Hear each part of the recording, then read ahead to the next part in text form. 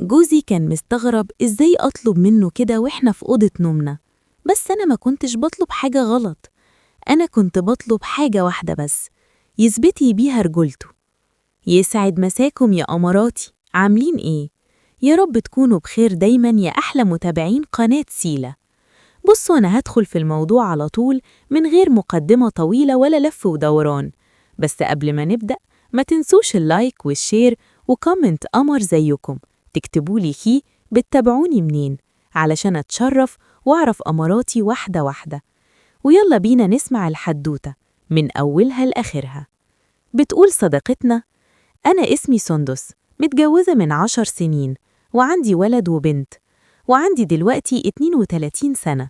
خلصت تعليمي لحد ما خدت دبلوم تجارة، ودلوقتي بشتغل سكرتيرة في عيادة دكتور نسا وتوليد.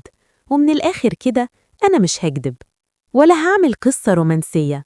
جوازتي من سعد ما كانتش عن حب، كانت جوازة صالونات عادية جدا.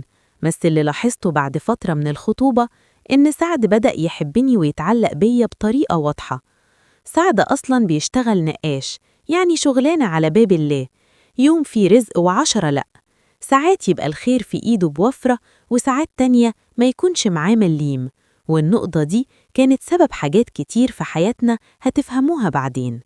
خلوني أرجع للحظة اللي فهمت فيها إن سعد ممكن يتحرك من نقطة واحدة بس. لما كنا لسه مخطوبين، في مرة سعد كان جاي يزورنا وإحنا قاعدين لوحدنا في البلكونة. تليفوني وقع من إيدي على الأرض، وطيت علشان أجيبه، عادي يعني، موقف عادي وبيحصل. بس اللي ما كانش عادي اللي خدت بالي منه لما رفعت راسي ولمحت وش سعد. وشه كان متغير، محمر ومتلخبط، وبيمسح عرقه وإيده بتترعش. بيني وبينكم أنا فهمت، بس عملت نفسي ولا شفت ولا فهمت.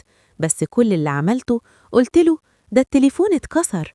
من غير تفكير قال: بكرة يكون عندك أحسن تليفون. ضحكت جوايا، وفي اللحظة دي الدنيا وضحت قدامي، وعرفت إن في زرار لو اتداس عليه سعد هيتحرك. طبعا الخطوبة ما طولتش، واتجوزنا في خلال 9 شهور. ومن يوم الجواز لحد من 2 فاتوا حياتنا كانت ماشية على نفس النظام، لحد لما جه يوم وسعد قرر يحكي أسرار بيتنا.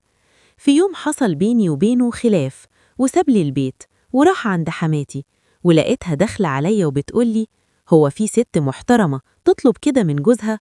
عرفت إنه راح وحكى سبب المشكلة، وبعد ما كنت بسكت وما بشتكيش علشان المركب تمشي، أنا كمان قررت أحكي كل حاجة. وبصيت لها بهدوء وقلت لها: أيوة، أنا طلبت كده، وابنك ما بيحسش بنفسه ولا برجولته غير بكده.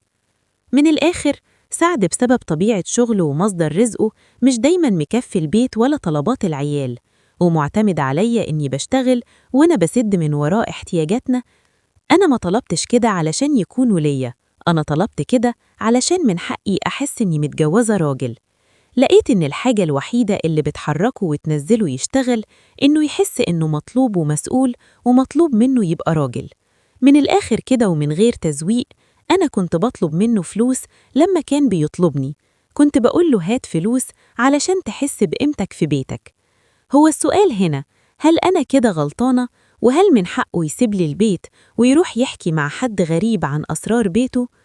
أنا المرة دي مش هرد عليها، وعايزة أعرف رأيكم. يا ريت لو عندكم رد على سؤالها اكتبوا رأيكم في الكومنتات. وما تنسوش اللايك والشير اوعوا، والاشتراك في القناة، وفعلوا الجرس علشان يوصل لكم كل جديد. واشوفكم على خير الحلقة الجاية بإذن الله. سلام.